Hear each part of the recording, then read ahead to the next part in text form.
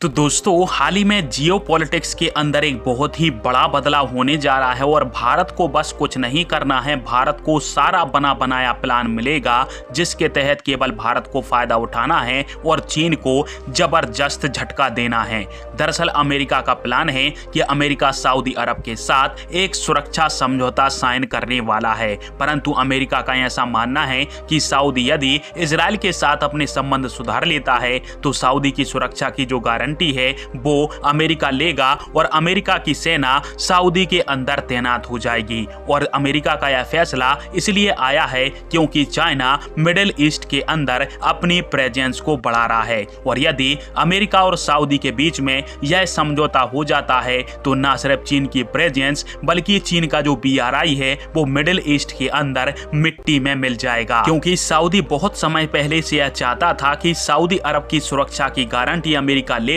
परंतु यह समझौता साइन नहीं हुआ था। अब भारत को इससे फायदा इसलिए होगा क्योंकि अभी हाल ही में G20 में Bharat middle east Europe corridor की घोषणा हुई है, जिसके तहत भारत आने वाले समय में यूरोप के साथ अपने व्यापार को 200 से लगाकर 400 बिलियन डॉलर तक बढ़ाने का एम रखे हुए है। और यदि ऐसा हो जाता है तो जो चाइना अभी यूरोप के साथ 600 बिलियन डॉलर का व्यापार करता है वो सब ठप हो जाएगा और चाइना के बदले यूरोप की कंट्रीज भारत से माल खरीदने लगेंगी और हम कम से कम 300 बिलियन डॉलर का चीन का व्यापार आसानी से छीन सकते हैं। और खुशी की बात यह है कि भारत के इस प्रोजेक्ट को कंप्लीट करने के लिए मिडिल ईस्ट के देशों समेत इजराइल, जॉर्डन और यहां तक कि अमेरिका और ग्रीस भी भारत का साथ देने को तैयार हैं। पर यदि इजराइल और इसके अलावा सऊदी अरब के बीच में दोस्ती और हो जाती है तो भारत के इस प्रोजेक्ट के लिए यह सोने के ऊपर सुहागा साबित होगा और अमेरिका की सारी मेहनत का फल भारत को उठाने को मिलेगा, जिससे भारत एक्सपोर्ट और इकोनॉमी के मामले में चीन को टक्कर दे पाएगा। नमस्कार, धन्यवाद, जय हिंद,